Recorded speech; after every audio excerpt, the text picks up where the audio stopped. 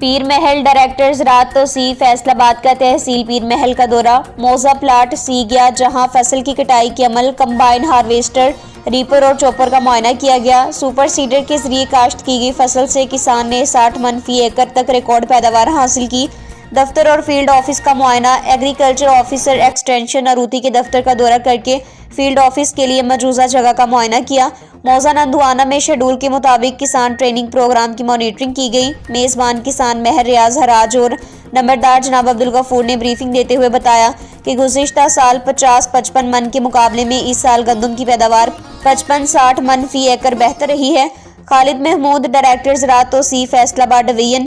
Combine harvester के जरिए कटाई के अमल का जायजा लिया गया। फसल में नमी का तनासुब 16% पाया गया। कटाई के अखराजात कम होकर 7,000 रुपये तक आ गए हैं, जबकि किसान को खेत पर फी मन कीमत 3,200 रुपये मिल रही है।